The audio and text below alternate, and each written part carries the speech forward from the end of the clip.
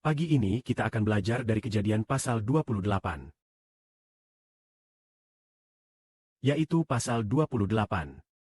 Kita melihat bahwa Allah berbicara kepada Yakub dalam mimpi di Betel.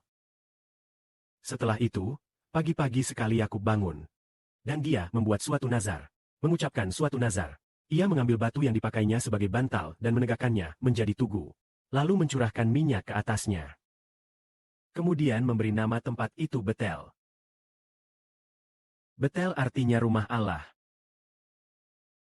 Karena di tempat itulah Allah menyatakan dirinya kepada Yakub. maka Yakub memberi nama tempat itu Betel. Betel adalah tempat rumah Allah. Namun sebelumnya tempat itu bernama Luz. Tetapi Yakub, untuk memperingati tempat di mana Allah berbicara kepadanya, maka tempat di mana Yakub berbaring tidur itu diganti namanya menjadi Betel. Tetapi awalnya bernama Luz. Lalu Yakub mengucapkan nazar ini. Jika Tuhan menyertai aku, Melindungi aku dalam perjalananku, memberiku makanan dan pakaian, dan membawaku kembali dengan selamat ke rumah ayahku, maka Tuhan akan menjadi Allahku, dan batu yang kudirikan sebagai tugu ini akan menjadi rumah Allah. Segala sesuatu yang engkau berikan kepadaku, akan kupersembahkan sepersepuluhnya bagi Mu. Yakub mengucapkan suatu nazar, yaitu untuk mempersembahkan sepersepuluh bagi Allah, dan juga kelak akan membangun sebuah rumah ibadah bagi Allah. inilah nazar yang diucapkan Yakub. Nazar yang diucapkan Yakub ini Tak disangka-sangka, tergenapi dalam saudara-saudara Siprus di Perjanjian Baru. Yakub dalam Perjanjian Baru adalah saudara-saudara Siprus.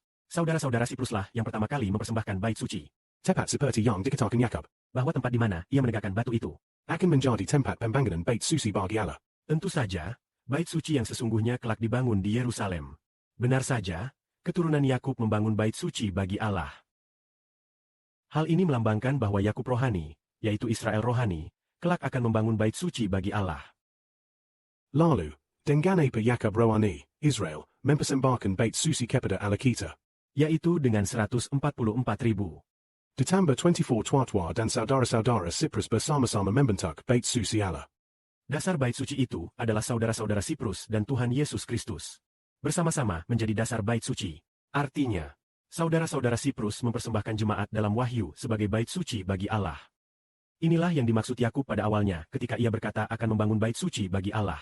Di samping itu, Yakub juga berkata akan mempersembahkan sepersepuluh bagi Allah. Kemudian, ketika bangsa Israel keluar dari Mesir dan tiba di tanah Kanaan, mereka benar-benar mempersembahkan sepersepuluh kepada para imam dan orang Lewi yang melayani Allah di bait suci.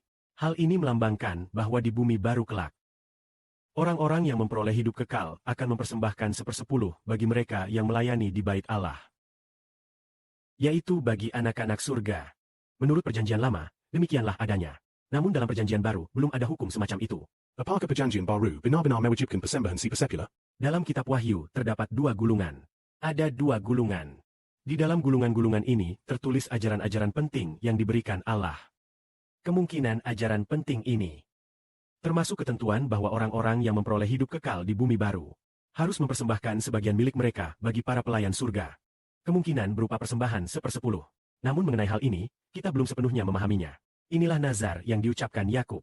Artinya, Allah senantiasa melindungi Yakub karena nazarnya itu.